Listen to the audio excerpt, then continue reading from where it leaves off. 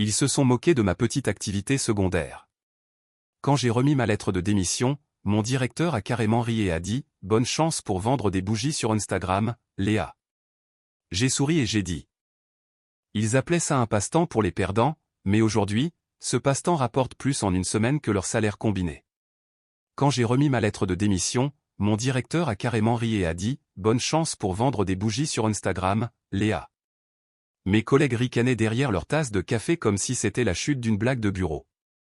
Ce qu'ils ne savaient pas, c'est que je venais de conclure mon 3e contrat de marque à 6 chiffres. Avant d'aller plus loin, si vous avez déjà été sous-estimé, trahi ou moqué pour avoir rêvé en grand, abonnez-vous, partagez ceci et restez jusqu'à la fin, car la vengeance n'est pas toujours bruyante, parfois, elle est rentable.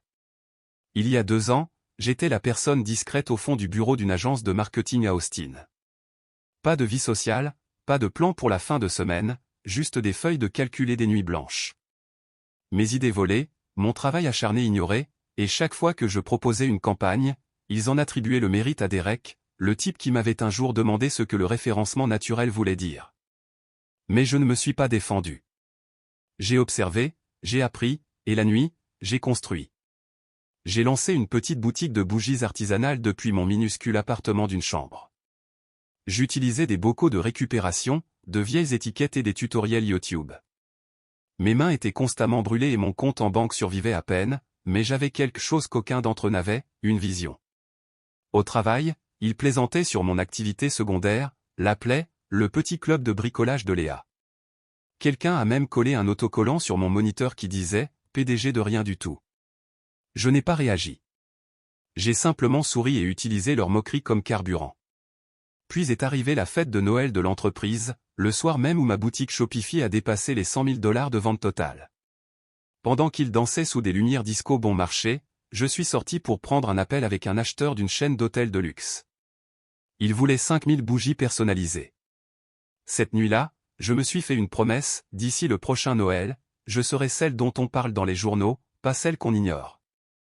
Et juste au moment où je pensais que les choses ne pouvaient pas être plus surréalistes, mon patron, le même qui s'était moqué de moi parce que j'utilisais mes pauses déjeuner pour répondre aux appels des fournisseurs, m'a prise à part et m'a demandé si je pouvais l'aider avec la boutique Etsy de sa femme. J'ai simplement souri et dit « Désolé, je suis un peu occupé à gérer une entreprise ». Mais que s'est-il passé lors de ma réunion de démission? C'est là que le vrai rebondissement a commencé, et il n'était pas prêt. La salle de conférence est tombée dans un silence de mort lorsque j'ai fait glisser la lettre de démission sur la table. Derek a littéralement recraché son café. Mon patron, Monsieur Alfort, a eu un sourire narquois et s'est adossé comme s'il regardait un enfant en pleine crise de colère. Vous quittez vraiment un emploi stable pour fabriquer des bougies, a-t-il ricané, assez fort pour que les autres entendent. Eh bien, bonne chance, Léa. Peut-être que Target vous embauchera un jour. La pièce a éclaté de rires étouffés, mais je n'ai pas bronché. J'étais venu préparer. J'ai fouillé dans mon sac fourre-tout et j'en ai sorti un dossier noir mat et élégant. À l'intérieur, mon article dans Women's Business Weekly, des captures d'écran de mon tableau de bord Shopify à 6 chiffres, et une lettre de partenariat signée avec l'une des plus grandes chaînes d'hôtels-boutiques de la côte ouest. J'ai tout posé sur la table, juste devant lui. Son sourire narquois a disparu instantanément. Vous voyez, ai-je dit calmement, je ne m'éloigne pas de la stabilité. Je m'éloigne de la limitation. Monsieur Alfort a cligné des yeux, parcourant les documents. Derek s'est penché comme s'il lisait un divulgateur d'un film qu'il n'avait pas vu. C'est vrai, ça, a-t-il marmonné. Ça, c'est juste pour ce trimestre, ai-je répondu. Le trimestre prochain, nous nous lançons à l'international. L'atmosphère de la pièce a changé. L'air semblait lourd.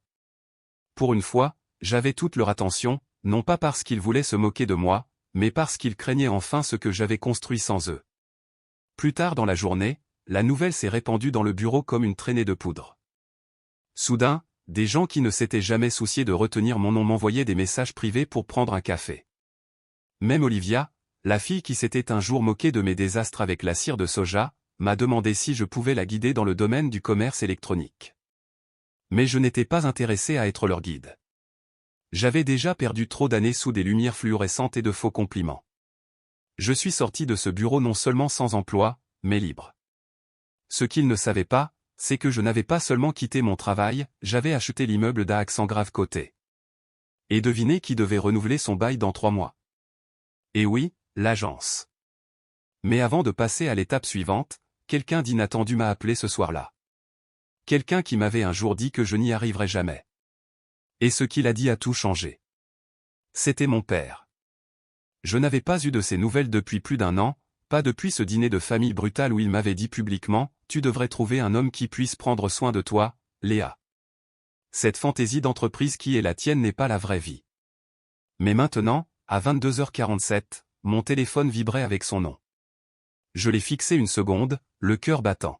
« Léa » a-t-il dit, sans même un bonjour. « J'ai entendu dire que tu as quitté ton travail. » « C'est vrai ? » J'ai fait une pause. « Oui, pourquoi ?» Il y eut un long silence à l'autre bout du fil. Puis il s'est éclairci la gorge, presque comme si cela lui faisait mal de dire la suite. « Ta mère et moi, nous avons des problèmes financiers. La maison est en jeu. Je me demandais si tu envisagerais, peut-être, d'aider avec l'hypothèque, juste pour un temps. Je sais que tu as bien réussi. » J'ai failli rire. L'homme qui s'était moqué de mon rêve voulait maintenant l'aide de ce même rêve qu'il avait anéanti. Il n'était pas le seul. Dans les 48 heures suivantes, j'ai reçu 3 autres appels. Mon cousin Nat, qui avait un jour dit que je gaspillais un diplôme de commerce pour du savon, m'a demandé si j'envisagerais d'investir dans sa salle de sport. Ma tante Mélanie voulait que je sponsorise le mariage boutique de sa fille. Même Derek m'a envoyé un texto désinvolte, « Salut, y a-t-il une chance que ton entreprise recrute ?» Soudain, j'étais le billet d'or de tout le monde. Mais je n'avais pas oublié l'humiliation, les années passées à être la déception de la famille, les blagues chuchotées, les commentaires désobligeants à chaque Thanksgiving, et le fait qu'aucun d'eux n'était venu à ma première foire aux bougies. Je n'étais plus la personne discrète dans son coin. J'avais maintenant un avantage, et un plan. Étape 1, j'ai contacté un avocat spécialisé en immobilier commercial. Je voulais un droit de préemption sur l'immeuble à côté de mon ancien travail dès l'expiration de leur bail. Étape 2, j'ai fait un don anonyme à l'organisation à but non lucratif de ma sœur, sous un autre nom, juste pour lui montrer à quoi ressemblait la vraie générosité. Étape 3, j'ai organisé un événement privé sur invitation, un lancement en avant-première pour ma nouvelle boutique phare de bougies, soutenu par un investissement providentiel à 7 chiffres. Les invitations ont été envoyées à la famille, aux anciens collègues et à Monsieur Alfort lui-même. L'invitation disait « Vous êtes invités à célébrer le lancement d'Amberglo, fondé par Léa Harper. » Et quand ils sont entrés, ils n'avaient aucune idée de ce qui les attendait derrière ces luxueuses étagères de présentation. Parce que je n'avais pas seulement construit une entreprise de bougies. J'avais construit leur chute. Mais il y avait un autre rebondissement que je n'avais pas encore révélé, et il frapperait plus fort que tout ce qu'ils avaient vu jusqu'à présent. Ils sont entrés en souriant, prétendant qu'ils avaient toujours cru en moi. Monsieur Alfort arborait un faux sourire si large qu'il lui fendait presque le visage. « Léa, waouh! Cet endroit est impressionnant, » a-t-il dit, comme si ça lui faisait mal à la gorge. Derek le suivait, fixant les étagères comme s'il avait vu un fantôme. Et mon père, il est entré en dernier, les épaules raides, ses yeux balayant les coupes de champagne, les présentoirs en velours, la foule d'investisseurs qui chuchotaient mon nom comme si j'étais de la royauté. Mais je n'étais pas là pour une vengeance en parole. J'avais préparé une présentation. 5 minutes après le début de l'événement, je me tenais au centre de la scène, sous les projecteurs. L'immense écran LED derrière moi affichait des photos de mon parcours, des mains brûlées, mon petit appartement rempli de boîtes, des courriels de rejet, la fabrication de bougies à 2 heures du matin. Des halètements ont parcouru la salle tandis que le public réalisait l'ampleur de ce que j'avais surmonté. Puis est venu le rebondissement. L'écran s'est illuminé avec un plan d'étage numérique. Ceci, ai-je dit dans le micro, est le futur siège social d'Amberglo.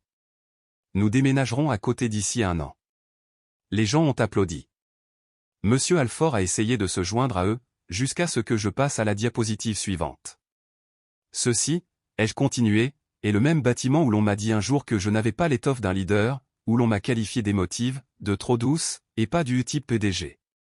Et maintenant, je me suis tourné vers lui, le regardant droit dans les yeux, maintenant, il m'appartient. La foule s'est figée, puis a explosé. Monsieur Alfort est devenu rouge.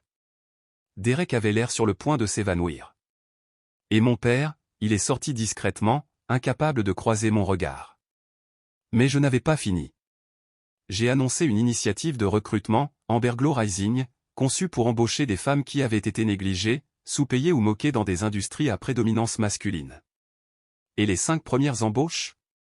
D'anciennes stagiaires de l'agence qui m'avaient secrètement envoyé des messages au fil des ans, me disant à quel point je les avais inspirées. Je les ai toutes embauchées, payées le double. Le lendemain matin, j'ai reçu un courriel de mon ancienne agence. Leur bail arrivait à son terme. Ils devaient renégocier, vite. J'ai transféré le courriel à mon avocat avec une seule ligne, tripler le loyer ou libérer les lieux.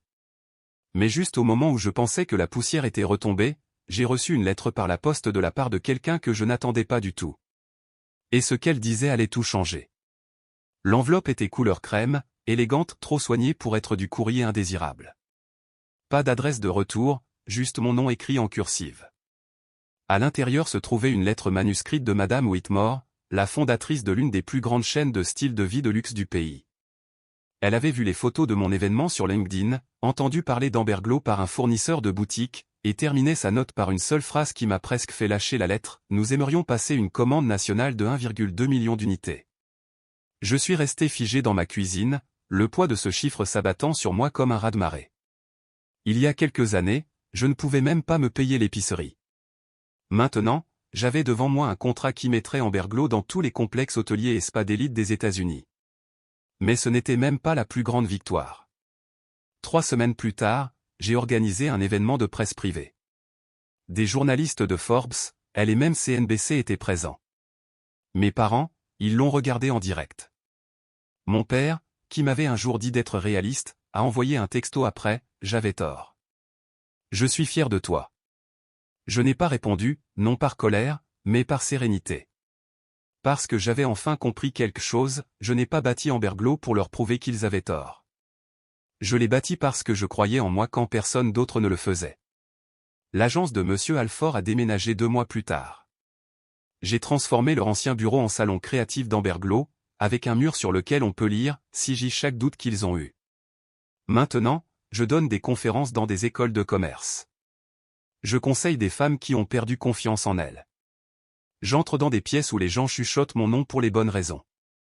Léa Harper, autrefois la fille moquée pour la fabrication de bougies, est maintenant le visage d'un empire de plusieurs millions de dollars.